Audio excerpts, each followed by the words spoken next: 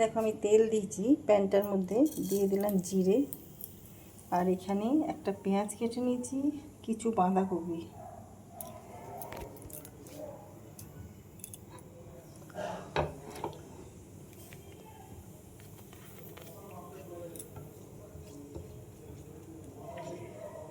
এটা সর্ষের তেল দিয়ে নিয়েছি।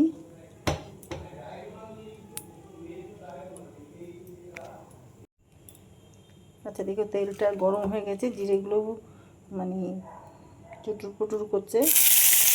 দিয়ে দিলাম আমি পেঁয়াজ।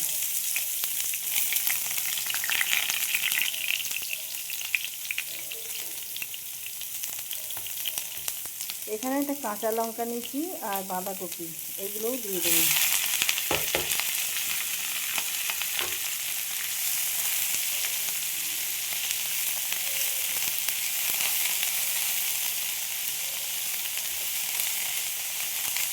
পরিমাণ বুঝে আমি নুনটা দিয়ে দিলাম, তাড়াতাড়ি ভাজাটা হয়ে যাবে।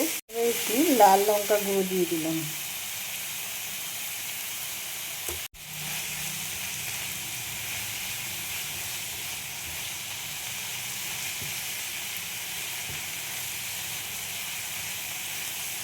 নিয়েছি এই ডিম দুটো এর মধ্যে ঢেলে ফেটিয়ে।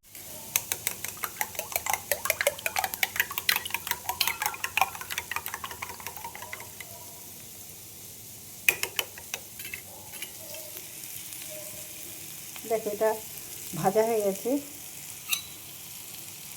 আমি ঢেলে দিলাম ডিম।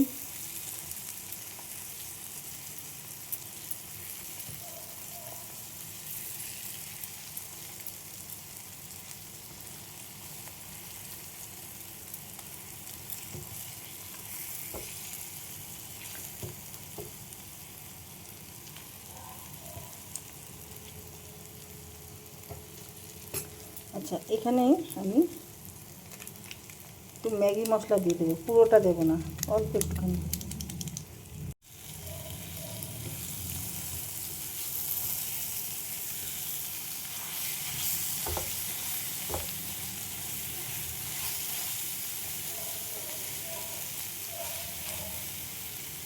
এইভাবে করে দেখবে, ভীষণ ভালো লাগে।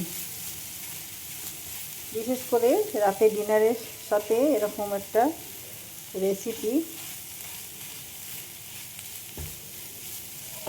আমি কিন্তু হলুদ দিইনি, মধ্যে আমি একটু 1 চামচ মতো টমেটো সস দিয়ে দিলাম।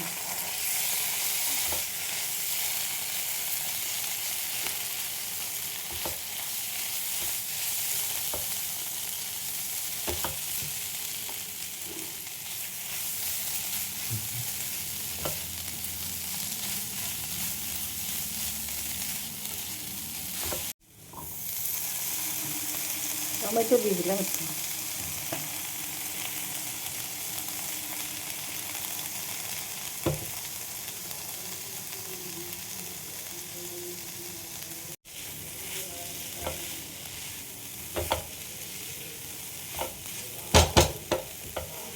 সব কিছু দেওয়া হয়ে গেছে, আমি শুধু হলুদটা দিলাম না, হলুদটা ইচ্ছে করেই দিলাম না।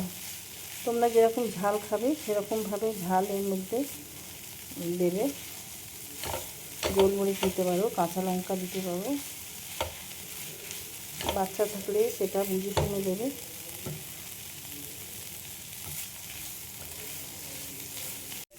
এবার একটু কাসুরি মেথি দিয়ে দিচ্ছি এর মধ্যে। ধনে পাতা থাকলে ধনে পাতা দিতে পারো। এখন ধনে পাতা রাখা যাচ্ছে না, আসছেও পচা পচা। ব্লিঙ্কিটের থেকে না পুরো নষ্ট হয়ে যাচ্ছে, রাখা যাচ্ছে না একদম। আমার রান্নাটা হয়ে গেছে। আমি মিষ্টি দিলাম না, যেহেতু আমি টমেটো সস দিয়েছি বলে ওর মধ্যে মিষ্টি থাকে, তো তোমরা চাইলে একটু মিষ্টি দিতে পারো। দেখো রান্নাটা আমার হয়ে গেছে, আমি আর এর মধ্যেই রেখে দেবো, একটু গরম থাকবে। তোমাদের কেমন লাগলো ভিডিওটা, লাইক শেয়ার কমেন্ট করে আমার সাথে থেকো, পাশে থেকো। ইউটিউব থেকে যারা দেখছো প্লিজ তারা আমার চ্যানেলটাকে সাবস্ক্রাইব করে দাও, এটা আমার রিকোয়েস্ট রইল। যারা সাবস্ক্রাইব করেছো অসংখ্য ধন্যবাদ জানাই সবাইকে। তো ভিডিওটা এখানেই শেষ করলাম। সবাই ভালো থেকো, গুড নাইট।